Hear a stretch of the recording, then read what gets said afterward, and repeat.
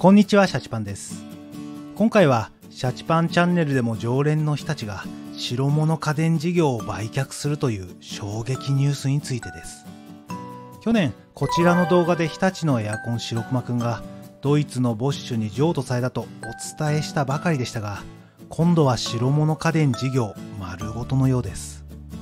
一体日立に何があったんでしょうか。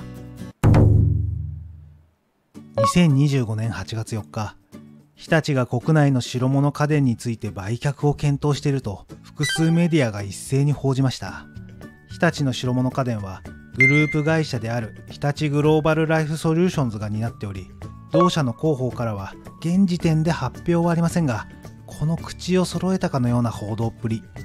事実でしょう。手掛けている家電は冷蔵庫、洗濯機、電子レンジをはじめ掃除機、炊飯器など幅広く、皆さんも一度は使ったことがあるという家電もあるかもしれません。ちなみにですが、こういった事業売却の情報はかなり慎重に行われることが一般的で、たとえ従業員だったとしても報道で初めて知るという人も少なくないのが実情です。シャチパンの友人のエンジニアもまさしくそうでした。朝報道で知ってから出社して、その日のうちに会社で説明会だったそうです。せめて直前でもいいから会社から最初に聞いて知りたかったと、その友人は遠い目をして言っていましたね。話を戻して日立は現在複数の企業に打診している模様で、トルコの家電大手アルチェリクや韓国のサムスン、LG、その他中国企業が手を挙げている状況らしいです。中でもサムスンの購買意欲が最も強いんだとか。交渉がうまくいけば10月に優先的交渉権を与える企業を絞り込んで、12月に売却先を決定。社員の雇用や保証、ブランド名を5年間維持することを求めていくそうです。じゃあ5年経ったら日立のブランドって消えるのっていうのは、一般的にはですが、5年後にブランド使用契約を終了するか再交渉するかの2択で、日立ブランドを続けて使うには再契約やライセンス料の支払いが必要となるかもしれませんね。ところでサムスンは2000年初頭に日本市場でテレビや冷蔵庫など家電製品を展開していましたが、2007年に撤退した歴史を持ちます。現在サムスンはグローバルに展開する大企業。洗濯機の世界シェアは5位、冷蔵庫は3位です。そんなサムスンが購入に意欲的なのはなぜでしょうか。それは日立の技術力が目当てというより、すでにあるブランドと流通網を使った市場アクセスかもしれません。そうなってくると主にエンジニアの雇用維持が心配になりますし、シャチパンはサムスンのヘッドハンティングからの早期退職のイメージがついてる世代なんで、日立にはしっかりとここをケアしてほしいですね。白物家電事業はそんなに赤字だったんでしょうか。日立グローバルライフソリューションズの直近2025年3月期の売上高は3676億、純利益も278億と黒字でした。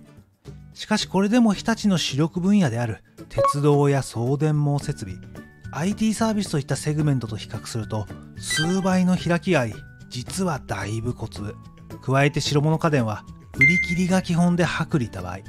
将来的には人口減による販売数の頭打ちが見えており、中国勢や韓国勢との価格競争も激化の一途をたどっています。一方主力の B2B ビジネスは開発から保守、メンテナンスに至るまで長期的に売り上げが見込め、一発の売り上げ規模も大きく、技術革新の余地も残されています。メーカーは利益を創造することを何よりも重要視しなければなりません。どちらを選択するかは経営者なら当然の判断だったのかもしれませんね。日立は2009年に過去最大の赤字7873億を計上したことがあります。これをきっかけにコンシューマー向けの B2C ビジネスから B2B のソリューションビジネスへ構造を転換。その判断は功を奏し、3年後見事 V 字回復を果たしたとされています。日立に限らず過去大手日本メーカーは家電事業を柱として掲げていた時代が確かにありましたが、2000年後半から中国勢や韓国勢の台頭により徐々に押され始め、多くのメーカーが外資に取り込まれていきました。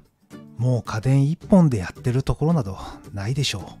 それでも我々一般人が一番目にするのは家電だったりするんで、量販店に買いに行って純日本メーカーがなかったらやっぱり悲しいですよね。もし日立グローバルライフソリューションズが外資へ売却されたとなると、もう純日本メーカーで総合家電をやっていると言えそうなのはパナソニックと、少し範囲は狭いですが